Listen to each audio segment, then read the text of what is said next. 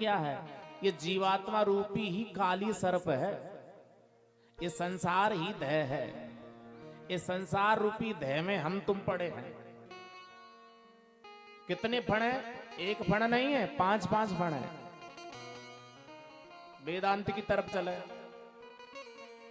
ये 5 फण कोई और नहीं है, शब्द स्पर्श रूप रस गंध ही 5 फण है।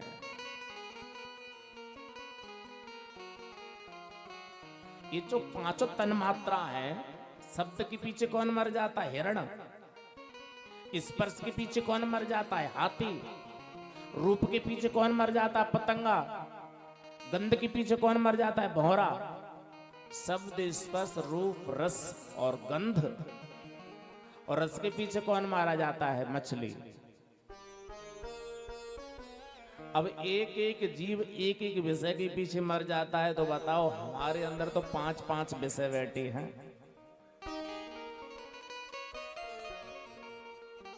कि अलगज मीन पतंग मृग एक एक विषय विनाश,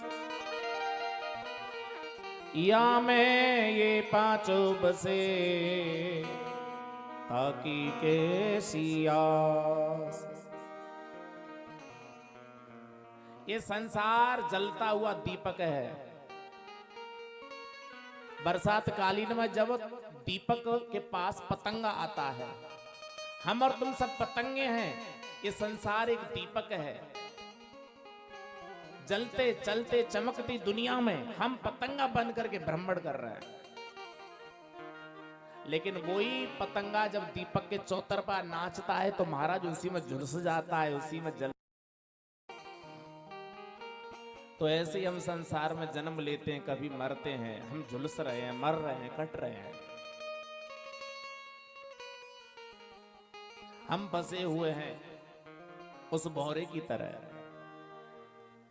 भौरा जिस फूल से, जिस कमल से मकरंद लेता है महाराज, उसी में फंस जाता है। जो भी तुमने इस संसार से लिया है, जो भी पाया है, हम इसमें फंस गए हैं। फंसकर अविद्या जाल में रंग रूप अपना धो दिया। कि अलगज मीन पतंग मृग एक एक विषय विनाश, या में ये 5 वसे ताकि कैसी आस। कि पंकज कोस में भृंग पसो कर, तो अपने मन में मन सुवा। कोई को पेरा थे ओगे गो दीवा कर, घर को हो जांगो पराग लेकुवा। यो अपने मन में सोचत है, जानी नहीं कालिक चाले अजूबा। आय गजेंद्र चवाय गयो रे, गो मन को ही मन है सुबा। पंकज कुसुम भंग पसो कर, तो अपने मन में मन सुबा।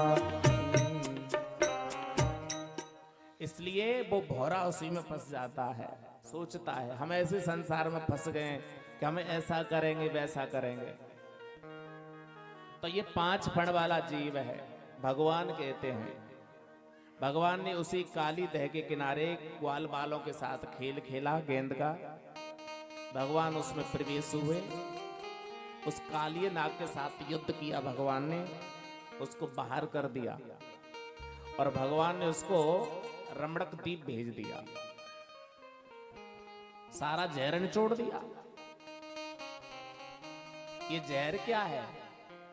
ये चुगलखोरी करना, किसी की बुराई करना, किसी ने कुछ कह दिया है तो एक की 2 बात कहना, यही चुगलखोरी है, यही जहर है। भगवान कहते इसको निचोड़ दो और कहां चले जाओ? रमणक द्वीप।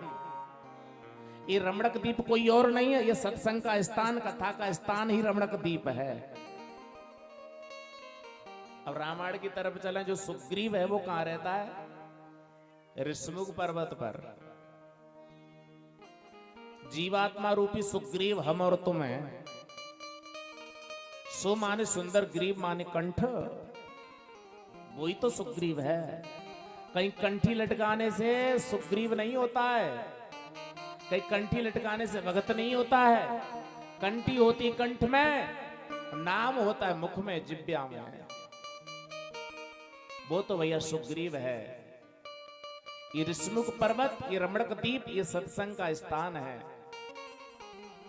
अगर कोई संसार के लोग कुछ भी भला बुरा कहें तो ऐसे भगवान कृष्ण रूपी गुरु की शरण में चली जाओ, जो तुम्हारे क्रोध को, लोभ को, झेर को निचोड़ दे। कि बिन सत्संग विवेक नहीं होई, बिन सत्संग विवेक न होई, राम कृपा बिन सुलभन सोई, राम कृपा बिन सुलभन सोई।